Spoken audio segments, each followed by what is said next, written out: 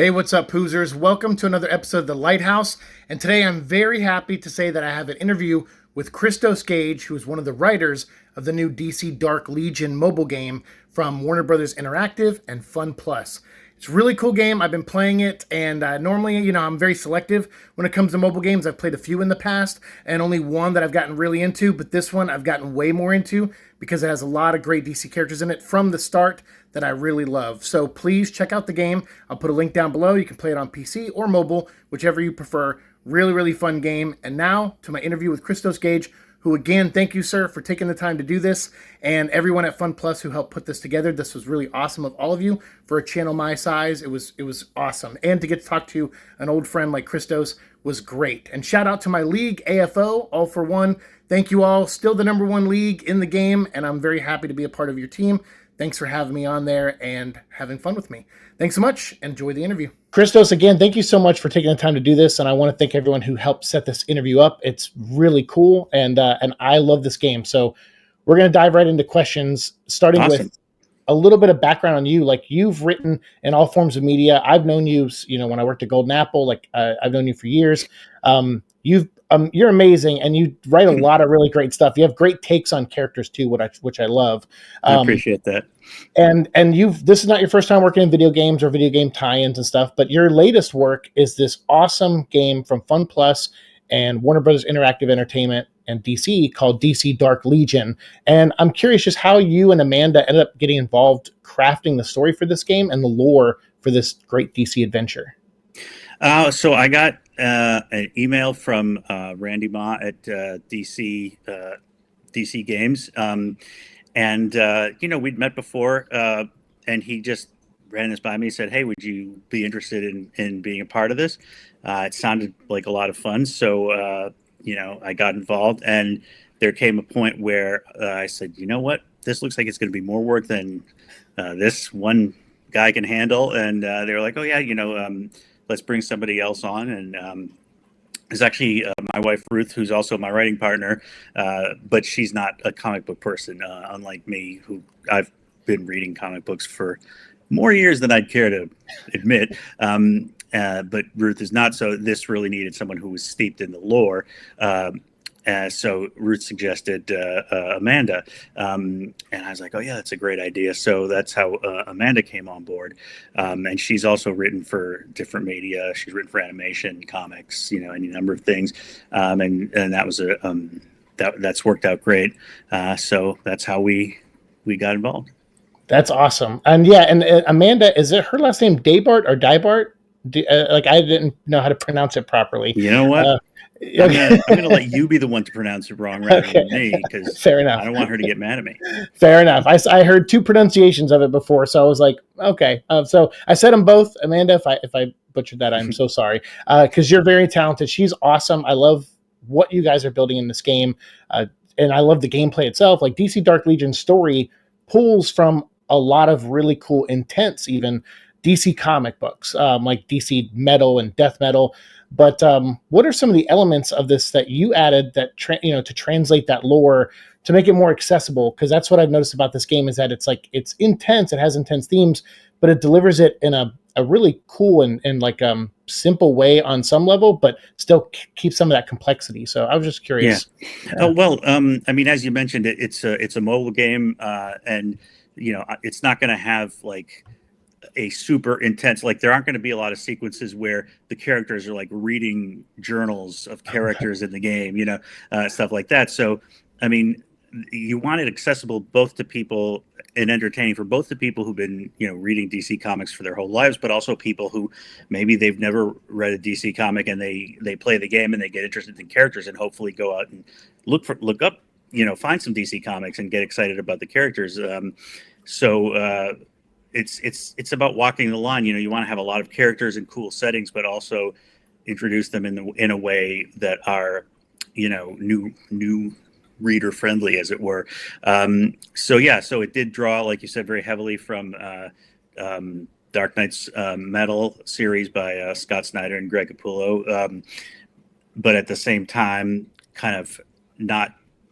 The storylines in the comics drew heavily from things like the Court of Owls and the the Challenges of the Unknown, Challenges Mountain, all these other things that obviously we sort of either downplayed or kept out entirely in order to make it more accessible. So it was a matter of picking and choosing, like what works, what doesn't, or what might not work right now. Like, for example, the Court of Owls is not in the game. Could it be someday? Sure, but it like we didn't build it up the same way that it did in the comics. So I mean, the point of the game is for people to have fun, to play it, and to for it to be accessible, and then down the road say, hey, this is really cool, I'd like to learn more about where this came from, and then maybe pick up the graphic novels, the collected editions of Dark Knight's Metal and Death Metal, and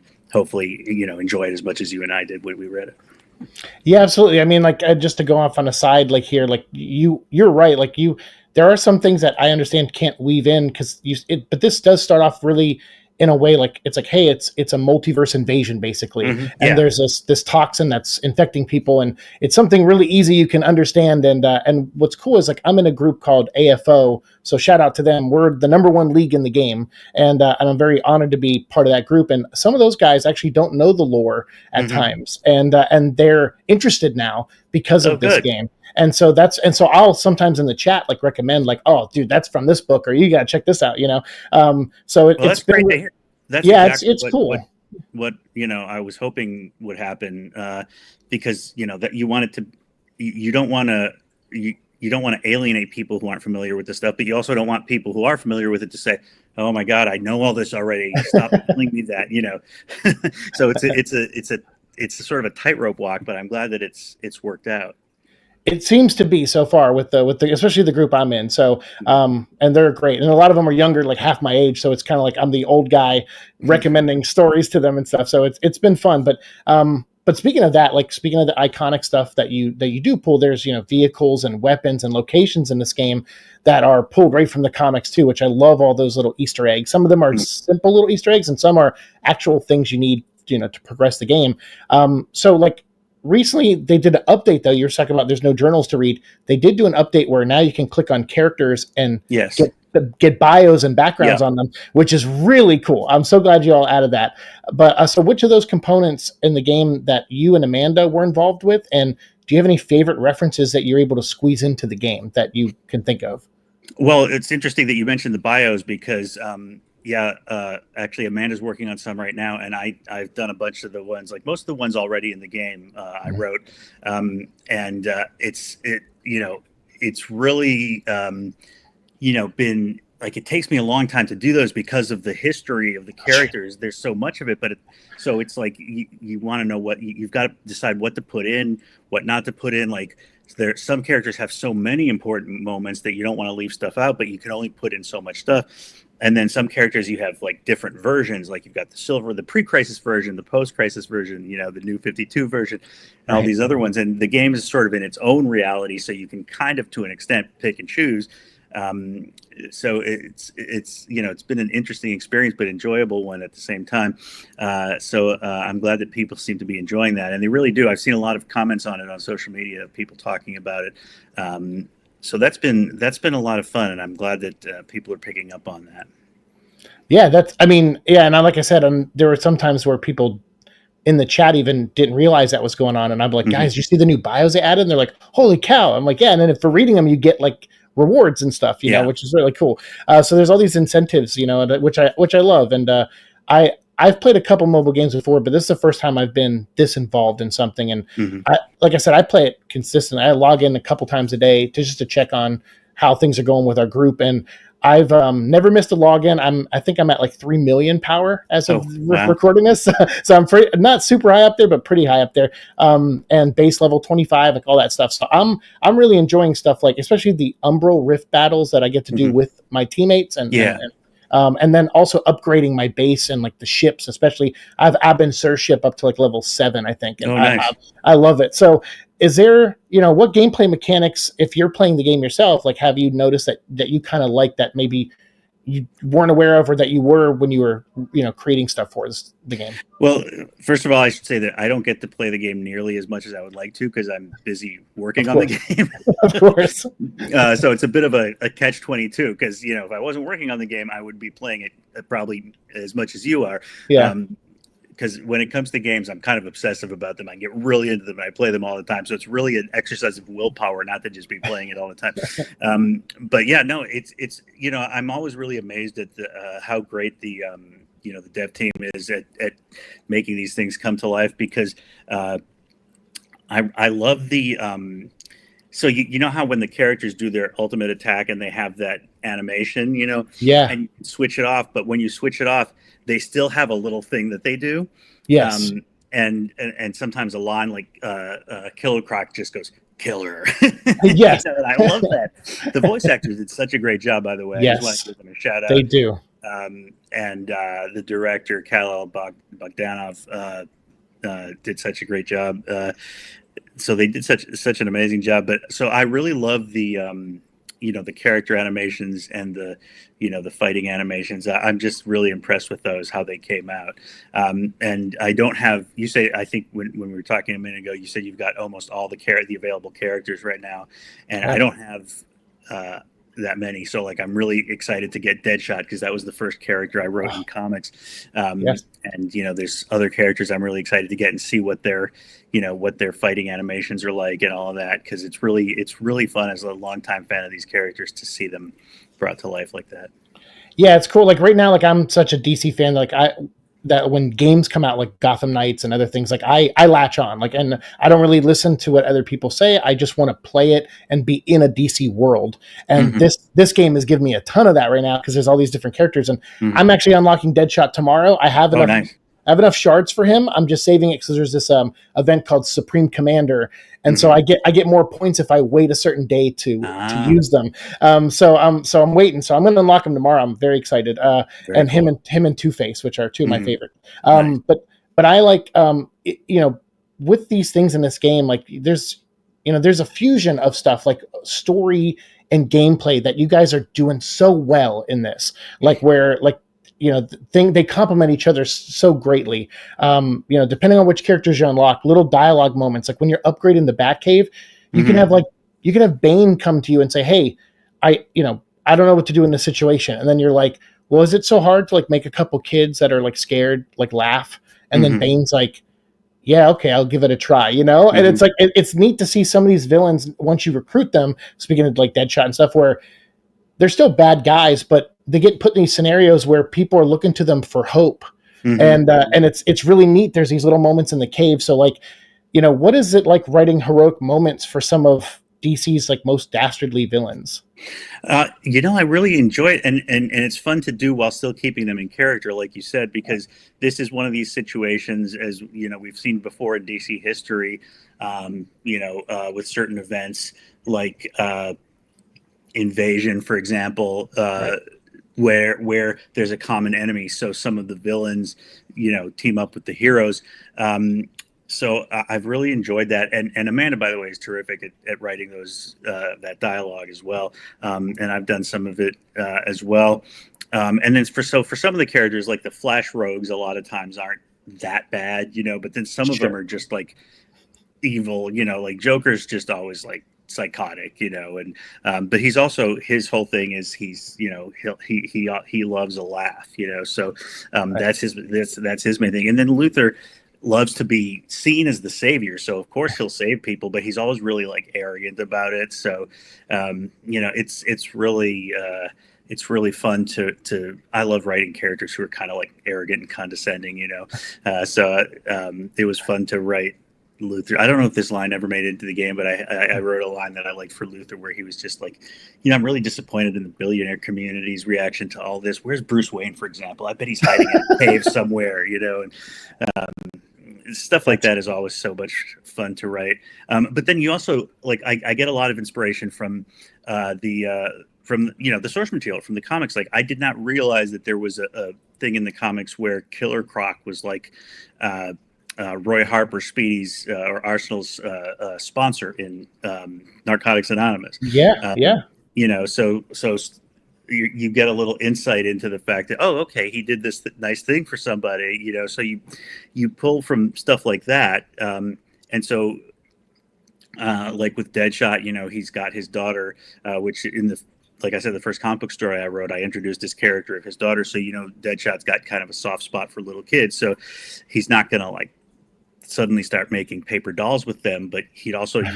you figure he would look out for the kids in the refugee shelters. So, you know, stuff like that. You just try to make it resonate so that you're not suddenly doing something where you've got like, you know, Mr. Zaz, who's not in the game, but like, let's say he was, like, he's not Right. suddenly going to be like doing, you know, you know, uh, what do you call it? Like, you don't want him taking care of the kids. Put it that No, way.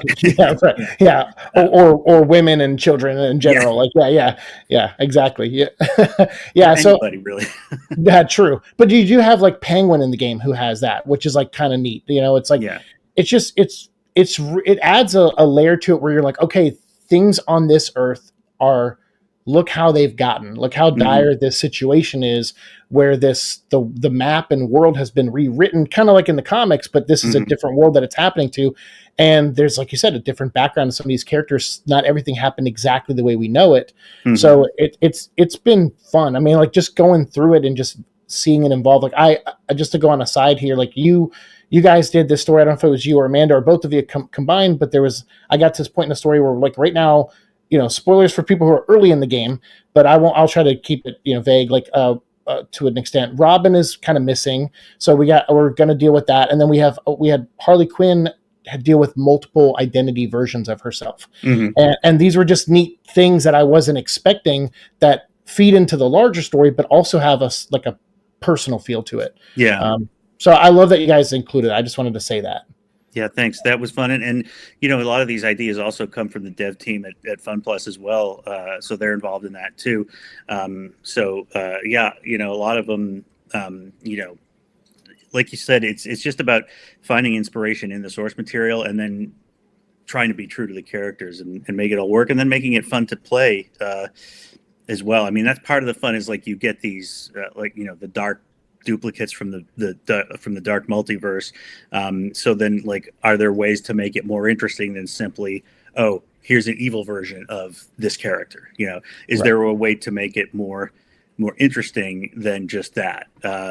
So, you know, for example, what would an evil version from the dark multiverse of? Because the dark multiverse in the comics is the worlds there come out of the greatest fears of characters from the positive universe. So, Right. like the Dark Knights are Batman's greatest fears of what he could have become, let's say, and that holds true for other characters. So, uh, you know, what would, for example, you know, there's a dark poison ivy in the game. Spoiler alert. You know, what would one of her greatest fears be? And obviously, one of her greatest fears would be the destruction of the earth. You know, of the Yeah. environment.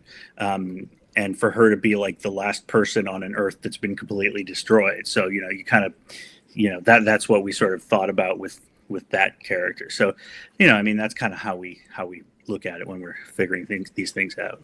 That's cool. Yeah, I got to that part where she's kind of like, yeah, I'm from a world where I just decided to get rid of the humans, you Yeah. know, because it was just they were just doing too much damage, Right. and then seeing this poison ivy go, well, although I agree with some of that, you know, like we also need this, you Yeah. know, from humans too. So like Right. I Humans kind are of also part of the ecosystem. yeah, that's exactly. Yeah, she's like, Yeah. there's kind of a balance, right? So, but like you were saying, like the you know the evil Batman aren't just evil Batman. It's like you have Yeah. Devastator, who was a Batman that, you know, killed a Superman because Hmm. that Superman murdered their Lois Lane. You know, Hmm. so it's like there's a richness there that, yeah, pulled from the comics, but also like done like the execution of it in this game has been really neat. And obviously you have the main one, Batman Who Laughs, Hmm. which, you know, a Bruce and Joker hybrid, which is just the scariest thing in the world, Hmm. and probably the only thing that could really unite Batman and Joker to fight against. Yeah. So, how afraid is this universe Justice League with each reveal of these threats? I mean, you know, it's already a pretty dire situation, but just, you know, I think the revelation that these are evil versions of them is, you know, it kind of shakes them up because these are heroes that are used to triumphing over evil, and the idea that these people come from a dark multiverse where literally it's um, you know it's sort of skewed so that things always end badly, um, and they're kind of bringing that energy literally with them. It's a constant struggle not to give in to despair.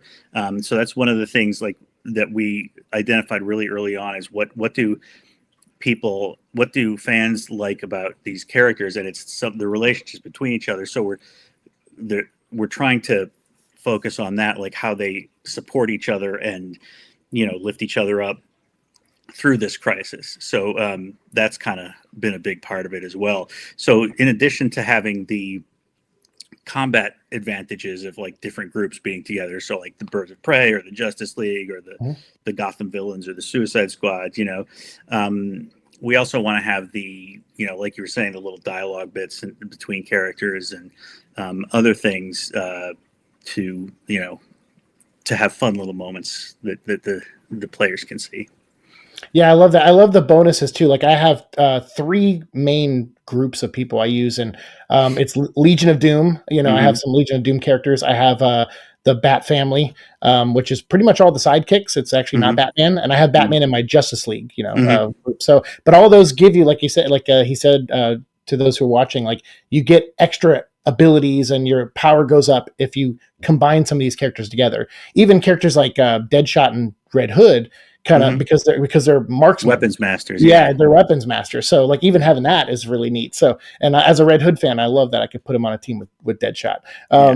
So going back to what we mentioned earlier about this being a multiverse where like a toxin, dark energy is kind of released into the world. It's infecting people in this universe that's being affected, and also bringing enemies from the other universes, including dark versions, like you said. You're basically gameplay wise, you're expanding a secret bat cave that nobody knew about. You're building onto stuff. You're working with Mira on a cure. It's like really using these DC characters in really cool ways, not just fighting, but also fortifying and defending as well. But it's a bleak and scary story for sure. And there's a balance between story and gameplay where the player, I think, just as a player, I'm never losing hope. Like I'm like, okay, it's dark, it's getting bad, and I didn't see that coming. That's even worse. But I feel like we're still progressing forward. We're moving forward by conquering each of these lands, taking out these crisis towers. So I guess how do you, as a writer, you and Amanda and Fun Plus, like how do you all work together to just achieve that balance? Between like like story, gameplay, story, hope and despair, like all those elements, because it's a lot more than I was expecting when I started playing the game. It's interesting because we talked about it a lot initially when the game was coming together. So first of all, like what's a good anchor to hang it on when we arrived at the Dark Knights, and then how does it all work out? And so I mean, there was a lot of iteration, a lot of back and forth about it. And I think, I mean, there were concerns about like, is this too depressing? Are there ways to make it, to make it not so depressing? And so, but I think, like you said, as long as the characters, the DC heroes are very inspirational. So as long as we, keep that in sight, and also, so it's not necessarily like the whole, like some of the bigger cities are, where the crisis towers are worse off, but then there are other areas where there are, things are still functioning more or less normally. So, just reminding people of that. And then the way it's set up, we didn't spend a lot of time. We kind of started out where things were already kind of bad. So we didn't spend a lot of time wallowing in the fall of humanity. Right. So that you can sort of start out having some victories, you know what I mean? Because that was I think one of the ways of not getting too depressing right away. Because there was a version where we spent more time in the fall, you know what I'm saying? And we quickly felt like this is too dark, and went in a different direction where we sort of jumped ahead. Like where the game starts now is actually further along in the story than we initially started talking about starting it. So I think that was a good decision the way it kind of feels now when you start playing it. No, that makes a lot of sense because, like, as a game player myself, and like as someone who plays mobile games versus like Mm-hmm. console games, which I also play, like I go in with a different mentality to each. You know, like if I'm playing a PC or a mobile game, or a PC or which this is also on PC, but if I'm playing like a AAA game on a console or something, like I'll expect, okay, they're probably going to, take me through the mud and build back up, and Yeah. and that's part of the thing. But on a mobile game, you don't want to lose too much hope because you don't want, you kind of want to be there, logging in, checking in on the game, seeing how your characters are doing. So I think starting off like that is good. It does get bleak at the beginning, but like you said, there's a small victory that makes you go, okay, Mm-hmm. we're gonna do this. I'm gonna be right here by the sides and being a monitor, which is how cool is that? Mm-hmm. You get to, you as the player are a monitor in this universe, Yeah. and you're helping these heroes fight Yeah. back. It's really cool. I love everything y'all have done with this. I mean, I'm total fanboy for this game. I have a strong bias, but it's because I played it myself and tried it out, and now have made friends playing it, and it's been cool. It's for someone like me who, like you, I work and I don't have time for stuff. I try to set some time aside every day just to check in and see how the group is doing, how All For One, the league I'm in, is doing, see how my characters are doing, see if everything upgraded properly. So to care that much and then also to be invested in the story is, from someone like me, you guys have totally done your job 10 times No, over. I'm really happy to hear that because it means a lot because that's exactly what we were trying to achieve. So Good. appreciate it. I'm glad. No, and absolutely. And then, like I said, you have so many other great works out there. So how can people find you, online? Where are you at? And I know you have, if there's anything you want to plug, like I know you have a lot of stuff going on, and I'm a fan of all of it. I actually picked up something you wrote today, a new number one you did. So yeah, anything you want to shout out, please. Let's see. Well, I'm on various social medias, and I'm always just my name, Christos Gage. That's the cool thing about having an unusual name, is that it's usually available. So just my name, all one word, on Instagram, on Twitter, X, Blue Sky, and things like that. Probably not as active as I should be these days You're because I'm just working. super busy. Yeah. But I'm on there, and that's where folks can find me, and that's where I usually, shout out my various projects. Yeah, that's where you can find me. And I'm trying to think of what I've got coming out, but I can't think of anything off the top of my head because I know there's stuff. But just go on my socials and see what I'm plugging at the moment. No worries. Well, I know there's a new number one, if I'm allowed to plug that for you, of characters that had a big hit movie last year, starring Oh yes, yeah, Hugh Jackman and Ryan Reynolds. So yeah. there's a new number one of that just came out, and I read it, and it's phenomenal. So Thank you. That was yeah, fun. Yeah, that came out digitally first, and that's why I didn't mhm. think of it as a new thing. Yeah, it just When came it out in came out print. in You're right. print, Yeah. yes, yeah. Yeah, I know. You got. I see a lot. I see your name on stuff, and I'm always excited when I do, because I always remember how kind you were to me when I worked at Golden Apple, and how awesome you've been over the years. So, Well, I appreciate it. Well, I remember when I found that little dog running down the street in yeah, front of Gwen. Paramount Studios and brought it in, and you fostered him for a little while until he found his forever home. So I will never forget that. I appreciate that very much. I never forget that story either. I tell people about it often. And she had as far as I know, had a really great life. So that's Yeah, awesome.